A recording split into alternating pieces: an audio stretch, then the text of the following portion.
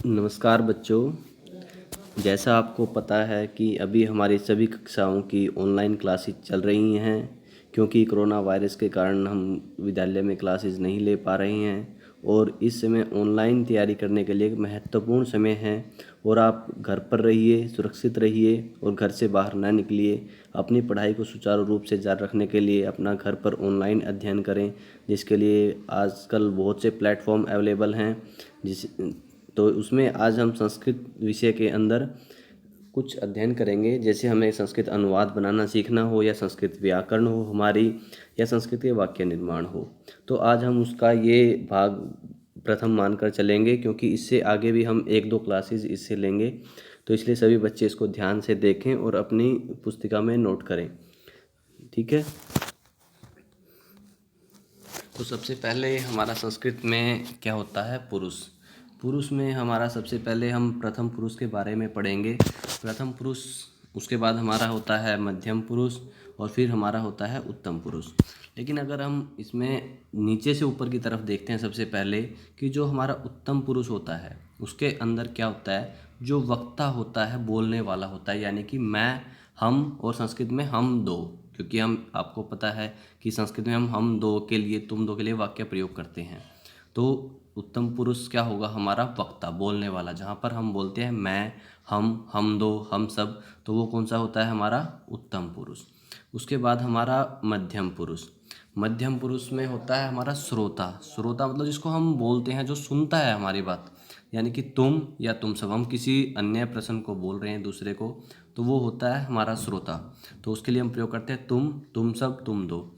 और फिर हम करते हैं प्रथम पुरुष, जिसको हम अन्य पुरुष भी कहते हैं। हिंदी में अगर हम इसको पढ़ेंगे तो वहाँ पर प्रथम पुरुष की जगह आप उसको अन्य पुरुष लिखा मिलेंगे, तो वो हमारा संस्कृत में प्रथम पुरुष होता है। उसका मतलब क्या है, प्रथम पुरुष जिसके बारे में वक्ता एवं श्रोता बात करते हैं, तो वो हमारा अन्य पुरुष होता है या प्रथम पुरुष होता है। जैसे कि यह, वह और आप, तो ये हमारा प्रथम पुरुष में प्रयोग होते हैं। अगर आप ये वीडियो देख रहे हैं तो उसमें आपको ये हिंदी में भी आपके काम आने वाली है, क्योंकि हिंदी में और संस्कृत में सेम ही चलेगा आपका। इसमें कुछ भी डिफरेंट आपके लिए होने वाला नहीं है। तो संस्कृत में हम सबसे पहले प्रथम पुरुष होगा आपका, उसके बाद मध्यम पुरुष और फिर उत्तम पुरुष। हमारे संस्कृत में 3 पुरुष हैं, प्रथम पुरुष, मध्यम पुरुष और उत्तम पुरुष।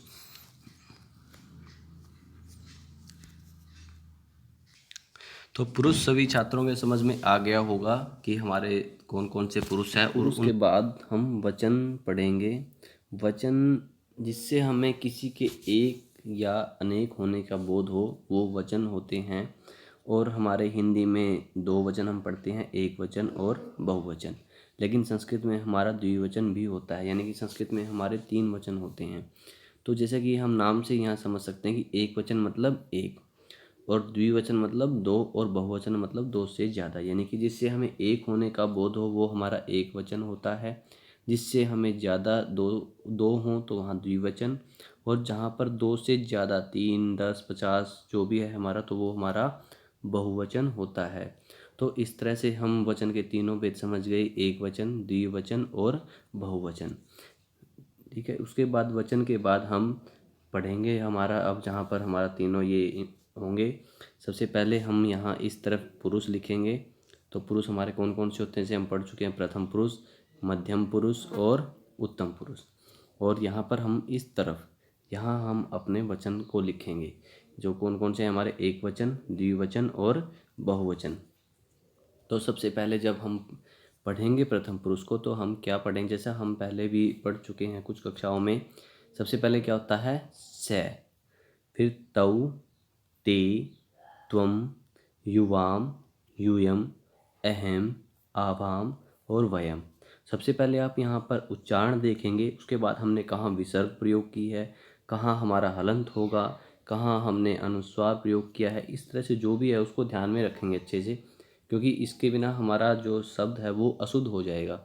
तो सबसे पहले हमारा प्रथम पुरुष में क्या होगा, से क्या होता है हमारा, वह मतलब एक, क्योंकि हमारा जो भी यहाँ पर होगा वो हमारा एक वचन होगा। इसलिए हम यहाँ पर ध्यान रखेंगे जो ये सब हैं हमारे, वो हमारे एक वचन हैं। यानी कि हमें यहाँ पर एक लिखने की जरूरत नहीं है, सीधा हम से समझ जाएंगे कि से मतलब वह, यानी कि वह एक। उसके बाद हमारा द्विवचन हम देखेंगे, द्विवचन में हमारा क्या है, तऊ।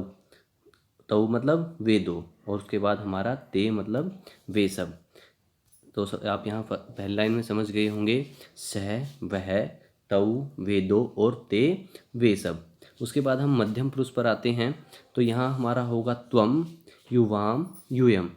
त्वम एक वचन है इसलिए तुम, युवाम मतलब तुम दो, और यूयम मतलब तुम सब।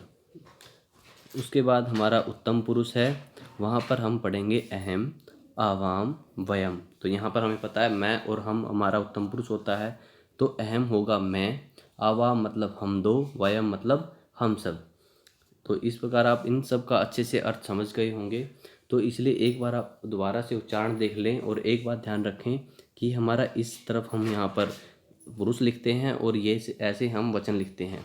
ये ध्यान रखें कि ये पूरी लाइन हमारी एक पंक्ति में ही आनी चाहिए। जो हमारी टिप्पणी पुस्तिका है, ऐसा नहीं हो कि आप यहाँ पर कुछ मान लो इतना आप एक लाइन में लिख दें, उसके बाद नीचे की लाइन में आप आधा लिखें, तो वह आपका गलत हो जाएगा। इसलिए ये पूरा हमारा एक ही लाइन में आ जाना चाहिए।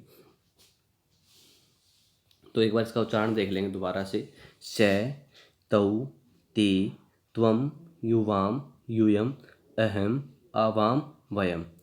तो ये सभी छात्र इसको अपना पढ़ लेंगे, अच्छे से याद कर लेंगे। अगर कोई भी यहाँ पर कठिनाई अनुभव होती है तो उसको नीचे कमेंट सेक्शन में लिख देंगे। धन्यवाद, थैंक यू।